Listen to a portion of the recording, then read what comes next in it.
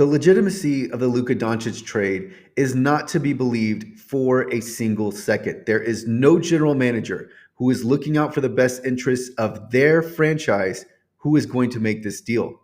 We've seen the words stunning and shocking used by media outlets and reporters. This is really code for this trade is so incredibly stupid that it is quite literally unbelievable. And after the trade was announced, we've seen several stories, anecdotes, and quotes used to try and make sense of this trade and explain away why the Mavericks would ever do this deal, but none of it stands up to logic. So, what we're going to do is we're going to go through the NBA subreddit and we're going to look at the latest stories, the latest posts made, and we're going to go through some of these stories and just undermine the logic here. So this first one is from, I believe, the Dallas Morning News. Here we have what seems like Mavericks GM Nico Harrison explaining how this came about. So it said, Harrison said that they began basketball conversations more than a month ago. Well, let's stop there. That's already damning. You had a month to think about this, and this is what you came up with? And then the quote is, then all of a sudden we're like, would you ever do this? And then Rob says, no, you're joking, right? And that's in reference to Rob Pelinka, the Lakers GM. And then there's this another quote, interesting, maybe I would. And that appears to be from Nico Harrison. Let's see. So let's continue on down. We have another post that states Ashley Nicole Moss, who I don't know who that is, believes the Mavericks aren't done making moves. Quote, I'd be interested if Anthony Davis is a piece that ultimately the Mavericks potentially use to try to get Jimmy Butler. That doesn't make any sense. Why would you take Luka Doncic and turn him into Jimmy Butler? So this is completely nonsensical. We have another report from Chris. This is from Chris Haynes. Sources: LeBron James intends to remain a member of the Lakers past the February 6th trade deadline. Well, this is obnoxious. LeBron James isn't in control, or in theory should not be, of whether or not he remains a member of the Lakers. And I don't know if the Lakers are still beholden to LeBron James, not that they ever should have been, but it really wouldn't make sense now. LeBron is so past his prime and obviously cannot lead a team even into the playoffs. So I don't know why the Lakers would be listening to LeBron James. But so there we have something that is extremely likely to have been put in place by Rich Paul. Let's see. Continuing on down. Here's an interesting tidbit, and this is from Givani, who I don't know who that is either. Rich Paul in June 2024, quote, Mavs, Nico Harrison is like an uncle to Bronny. So there we have a connection of some sort. Let's see. Here's looks like it's sorted to Mark Stein. The first conversation between Nico Harrison and Rob Pelinka on the broad concept of a potential Doncic-Davis trade was in person January 7th when the Lakers were in Dallas to play the Mavericks. Here's a attribution to Townsend. Mavericks GM Nico Harrison explaining the stunning Luka Doncic trade. It's my job to make tough decisions. Okay, so when you say the word tough, do you intend the word bad? Because this was not only a bad decision, this was like a career-ending decision. This was the absolute worst trade in NBA history decision. You've now gone past the Rudy Gobert territory, right? So calling this a tough decision is really reframing how bad this trade was. And it doesn't even matter, even if, let's say the Mavericks win the championship this year. Somehow the Mavericks take Anthony Davis and the combination of Kyrie Irving, and it all makes sense, and then they win the NBA championship. This trade is still a horrible trade because the Mavericks could have had so much more. So even if you believe in Anthony Davis and defense, and we'll get to that in a moment, even if you believe that, the Mavericks could have extracted so much more. And if they had called and asked any other team, they could have had so much more. So that's why this trade doesn't make sense. Even if it works out basketball-wise, it still won't make sense because at the time the trade was made, everyone else is thinking, okay, where's the other 60% of this trade? I see you've got Anthony Davis. I see you get Max Christie. and there's a 2029 first round pick. Where's the rest of this trade? Because this trade could easily turn into an injured center who is past his prime, which is likely going to be the case, a role player, and the 15th selection of the 2029 draft, all for an absolute franchise player, with unequivocally a franchise player. So, and by the way, the Mavericks, a franchise player who led the Mavericks to the NBA Finals last season. All right, so continuing on, we have, I think this is Tim McMahon.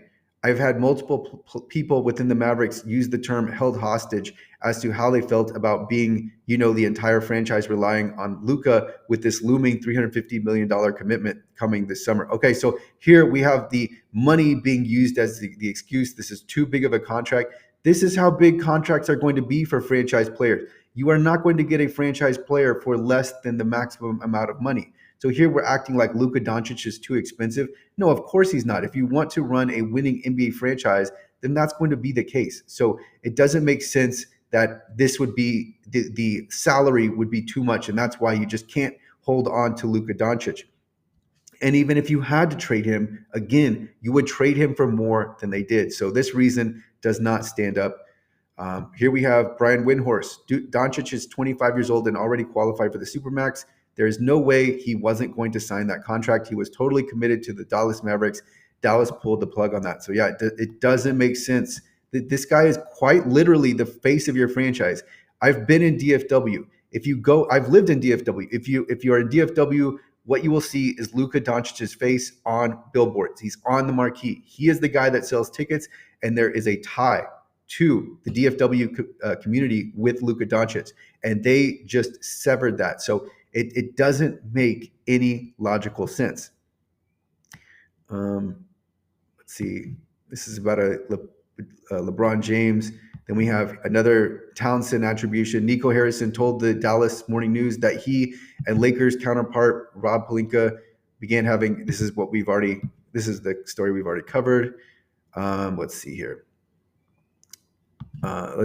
Here we have Brad Townsend. So Townsend is Brad Townsend. Harrison said he did text and leave a phone message for Doncic.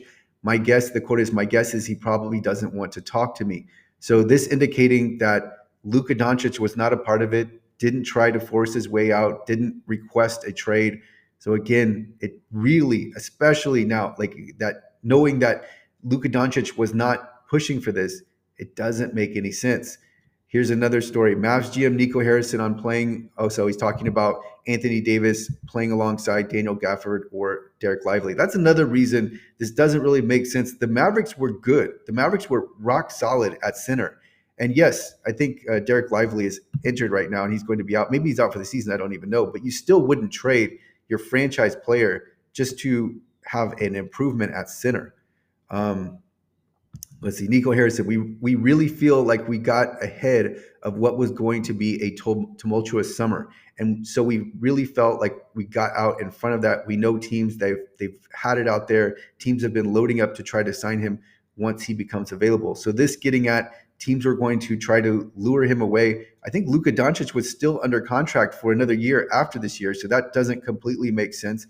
But even if Luka Doncic wanted out, they still, as Brian Windhorst said, they still had the ability to sign him, that he was going to sign with them.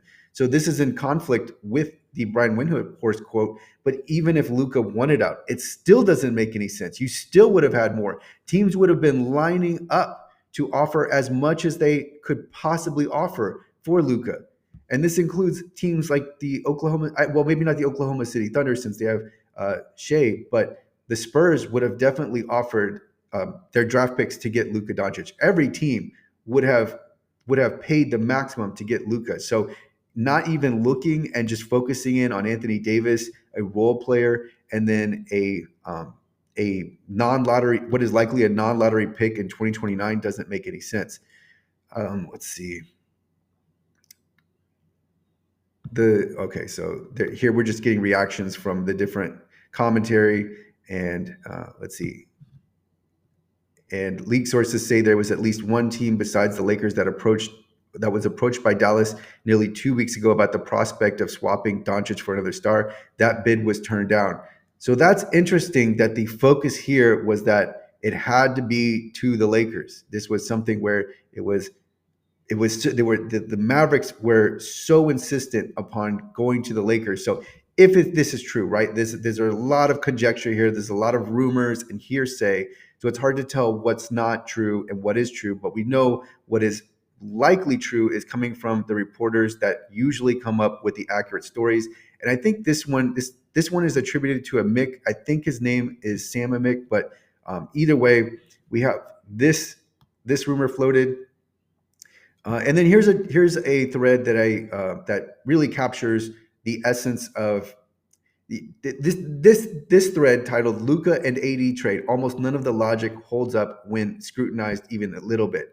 So yes, that's what I'm getting at here. And although this thread goes off course from this video, the point is that when you look at every reason, whether it's Luka's out of shape, Luka's fat, Luka. We had problems in the Mavericks organization. People, there was discord. The contract, none of it makes sense because even if every bit of it was true, you still could have got 2.5 times, at least 2.5 times as much as what the Mavericks received in return. Here's another quote, this time from Ramona Shelbourne. Also worth noting, Mavericks GM Nico Harrison worked closely with Kobe Bryant throughout his career, and Lakers GM Rob Pelinka was obviously his agent, referring to Kobe Bryant's agent. So there are ties there, and with those ties, you have to wonder if that led to more, if that is part of the reason why the Mavericks were so focused on trading Luka Doncic for maybe 35 cents on the dollar. That's probably on the high end. Here we have a story from Tim McMahon. The Mavs had become extremely frustrated with Luka Doncic's constant conditioning issues. His weight ballooned into the high 260s this year. So what? He was in the NBA Finals. He dragged the Mavericks to the NBA Finals last year, and there is not one single team that wouldn't want Luka Doncic on their roster, weight regardless. So it doesn't matter if he was 300, he's still, as long as he could play at the level he was playing, every team, except for maybe the Oklahoma City Thunder, who really he just doesn't fit, but any team would want Luka Doncic. So again, this is the reasoning that's being floated, but it doesn't make any logical sense why, if you wanted to trade Luka Doncic, you wouldn't extract so much more. So we'll look for a few more quotes. This is exactly what I was getting at. This is from Ryan Russillo of The Ringer. He could have been smoking cigarettes, taking the fucking ball up the court. Exactly. Even if Luka was completely out of shape, everything was wrong. When he's playing basketball, he is still dominant. It didn't even matter that he was out of shape. So if you could get him in shape, that's even better. But there's no way you make this trade, even if Luka is grossly out of shape. Here's another from Sam Amick. In Luka Doncic, the Lakers land the future alpha. He's the current alpha. That they didn't think they had a deeper look at the deal, as one source put it, might be the most stunning trade in NBA history, and how LeBron James' future comes into play. This is, stunning is one word for it. The worst, it's like an abomination of a trade. There aren't enough words to portray how horribly this trade, how bad this trade is for the Mavericks franchise. That's another part of this that doesn't make sense. The Mavericks franchise loses completely. The people that are going to games are going to stop going to games. There's a tie that has been severed with the fans of the Dallas Mavericks, and you're going to see season ticket holders drop. Also, the valuation of the franchise drops. You at one time, right? Yesterday or the day before yesterday, you had Luka Doncic, who is a top 5 player in the NBA, regardless of who you ask. Now you have 31-year-old Anthony Davis, who is may or may not be able to finish the season, but he's already on the decline. So it doesn't make any sense. Why would you do this? You killed the value of your franchise. I would guess we'll start at $500 million drop right away by losing Luka Doncic. You had guaranteed success for another 8 years. Guaranteed, we're going to be in the playoffs. We're going to be competitive. You'll probably win at least one championship along the way, and they traded it away. Here's Sarah, something from Sarah Todd. The literal best basketball player in the world is Nikola Jokic, and the Mavericks want you to believe that Luka's tummy makes him worthless. Do not believe liars when they are lying with dumb lies. Yeah, that really captures this whole conversation that we're having right now. This does not make any sense. It doesn't matter what the Mavericks say. The Mavericks can come up with anything they want to. They can say Luka Doncic was fat. They can say he was going to demand a trade. They can say that they didn't want to pay him. It's all we'll accept all of those. It still doesn't make sense why you'd trade Luka Doncic for a past his prime Anthony Davis, a role player, and a first round pick that is likely to be a non-lottery pick. That doesn't make any sense. And we're actually, and so, okay, one last post here. This is from Darius Soriano. Not sure what it is with February 1st and shocking Lakers trades. February 1st, 2008, traded for Paul Gasol, and then today traded for Luka Doncic, or February 1st, traded for Luka Doncic. Yeah, so that's what's interesting about this is that the Lakers, every now and then, right, we've seen the Lakers get completely bailed out by an absolutely lopsided trade. And the Paul Gasol trade, if you go back and you look up the history behind that, you could see that it really didn't make any sense for the Memphis Grizzlies to trade Paul Gasol. And then if you think back even further, look at the Kobe Bryant trade. Why were the Charlotte Hornets making that trade? A young potential superstar coming out of high school, somewhat raw, but a lot of potential there, and traded for an NBA center, Vlade Divac, and I think there was a draft pick in there, but a known Vlade Divac who was okay, but wasn't going to take the Charlotte Hornets franchise and turn them around. So they took, I think it was a 13th pick used on Kobe Bryant, and that magically went to the Lakers. So these are the threads that I'm getting at here. It's like, why would this come about? Why is it the Lakers that are receiving this trade? And why were the Mavericks so insistent upon making this? Again, the legitimacy of this trade is not to be believed despite this onslaught, right? We've had an avalanche of stories to try to make sense of this all, to cover why this happened. And I think that in itself gives you, not that there wouldn't be explanations given, but there's just been a really insistence that this trade is what the Mavericks wanted and what they needed, and none of it makes any sense whatsoever.